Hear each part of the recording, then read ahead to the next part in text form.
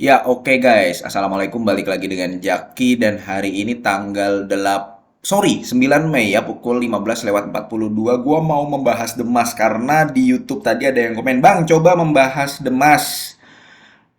Rutin bagi dividen, namun sahamnya stagnan." Nah, memang mau kemana guys? Berharap Demas ke berapa? Ke 300 atau 250 gitu ya. Karena gini guys, Demas ini adalah salah satu perusahaan properti yang terselamatkan. Justru karena dia mendapatkan dividen rutin, dia selalu membagikan dividen rutin, harga sahamnya terjaga, guys. Coba diperhatikan nih, guys ya. Nah, ini saham-saham yang bergerak di bidang properti. Ada Demas, ada Bekasi Fajar, SSIA, CTRA, GPRA, PANI. Memang yang kita perlu kecualikan adalah SSIA dan PANI. Walaupun ya kenaikannya luar biasa ya, PANI terutama bisa sampai 800%. Namun SSIA dan PANI ini baru terjadi di sekitar tahun 2023 akhir. Bahkan SSIA itu meningkat di tahun 2024 sebenarnya. Selebihnya Bekasi Fajar, Pakuwon, selama lima tahun terakhir dia kondisi dan kinerja sahamnya minus. Nah, hanya Demas, hanya SSIA, CTRA, dan GPRA. GPRA dan CTRA oke, dia meningkat lebih dari Demas. Tapi apakah iya dia membagikan dividen rutin?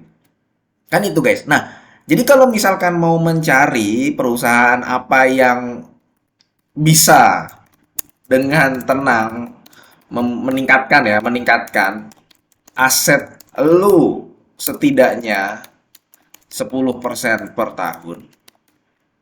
Ya Demas jawabannya. Itu guys, jawabannya Demas. Karena memang dia selalu membagikan dividen yang besar. Hal ini disebabkan salah satu faktornya karena memang hutangnya kecil, dia perusahaan sehat. Dan dia jualan lahan guys. Dia mengoperasikan Demas ini, dia mengoperasikan sejak 1994, dia itu mengoperasikan lebih dari 3.200 hektar. Ya kan? Lebih dari 3.200 hektar. Yang terbesar memang adalah kawasan industri. Kemudian diikuti kawasan komersil, kawasan hunian, dan hotel. Makanya kalau kita melihat laporan keuangannya yang paling menyumbang pendapatan terbesar, ini kan pendapatan Demas itu ada di angka 500 miliar ya guys tahun 2024. Nah, yang menyumbang pendapatan paling besar itu adalah sektor dari industri. Jadi perusahaan-perusahaan itu beli lahan.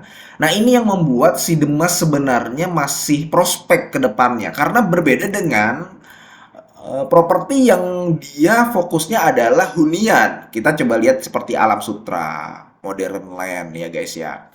Itu agak terpuruk sekarang karena konsumennya adalah konsumen-konsumen perorangan. Cuman kalau konsumen perusahaan-perusahaan besar yang bidangnya dia ada otomotif, data center, kemudian Demas ini didukung berada di Pulau Jawa, ya, Pulau Jawa yang memiliki ekonomi yang bagus gitu ya, bukan maksudnya persebaran penduduknya memang berlebih gitu loh. Di Jawa itu kan seperti itu.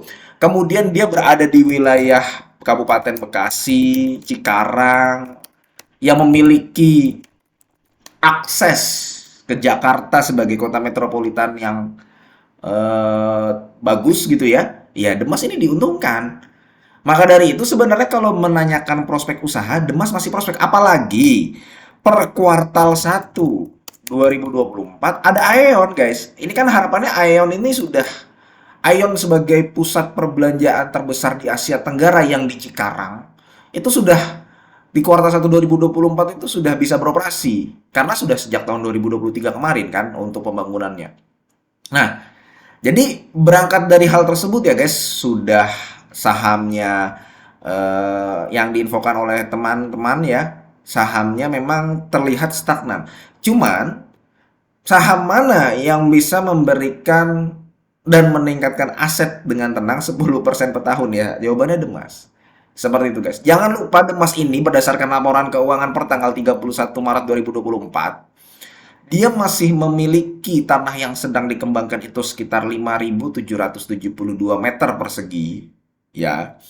Kemudian yang belum dikembangkan 2.700. Katakanlah kita mengambil dari tanah yang sedang dikembangkan.